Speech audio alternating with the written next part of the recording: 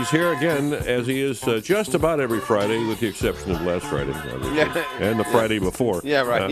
He's back. That was our fault. Drew Blazsik, finance guru extraordinary from Adrian College. Drew, how are you? Now let me turn your mic on.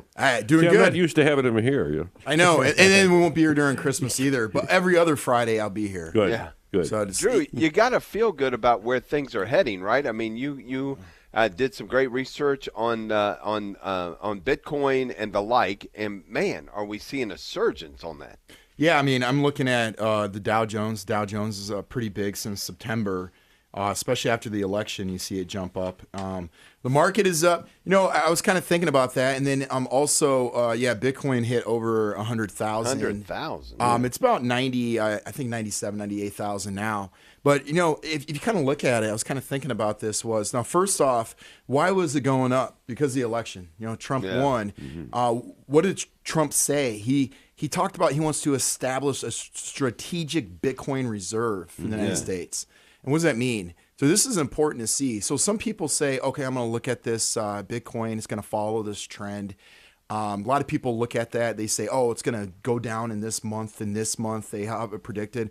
I say that's all out the window because now you're looking at big money going into this coin. Because if Trump starts doing that, it's going to really jack it up. Right now, it's at 1.9 trillion market cap.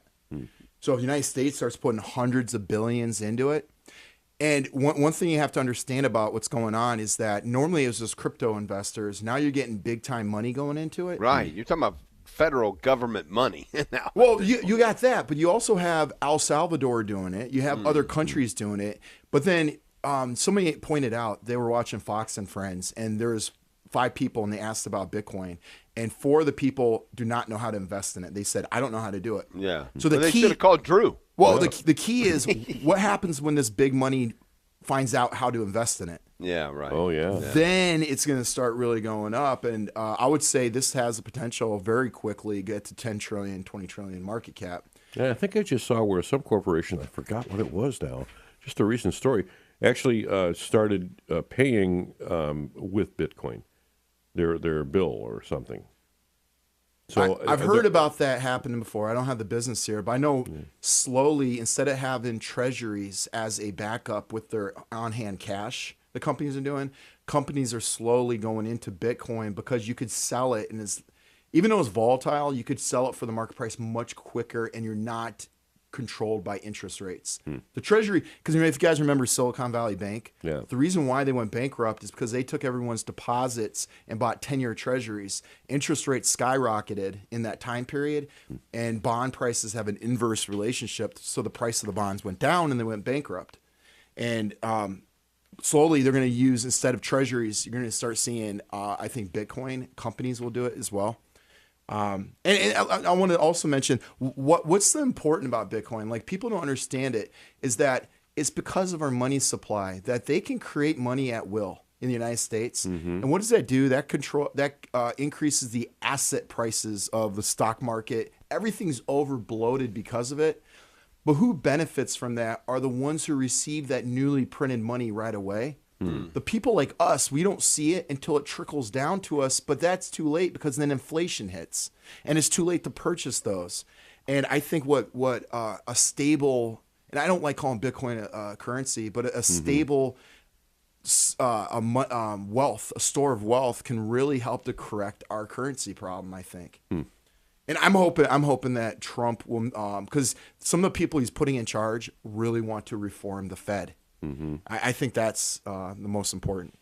And don't you think that a lot of this, what the Dow Jones and all that, obviously presidential elections affect these things, and there are some things that a president can do, but based on the people that he's going to bring in and their expertise, there seems to be a confidence around those people in particular. Exactly. So there's Paul Atkins is his pick for the SEC chair. That's pretty big. Now, he's known as a pro cryptocurrency, and that's why you see it exploding now. And then also he wants to appoint David Sachs as the AI and crypto czar. So he wants to do this thing here. But he was the former PayPal COO. But he's really pro crypto. And I'll just tell you a quick story for you. This is what's crazy about it. so people think like, 'cause I used to be anti-crypto. I still don't like, I only like two different kind of cryptos, which is Bitcoin. It has a lot of value in my opinion. And there's something called XRP, if you guys ever heard of it. And Trump just met with the CEO.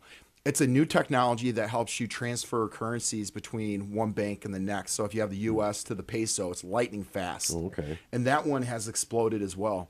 But a lot of these people are investing in these pump and dump schemes. There's no value to it. And they're buying it and they're making money. I had a student that told me, and I was talking about this, and I told him, I only invest in stuff that I find value.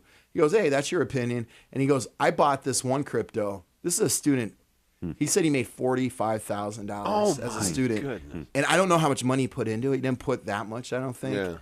But it's crazy. But those don't have value because those are never going to be used other than it's the new thing, and then people try to make a profit. And I think really in a Catholic perspective, does that fall into the line of usury? As in, are you going to make money without the work, without the risk, without, it's just, there's no value, there's nothing that are going to the common good, in other words.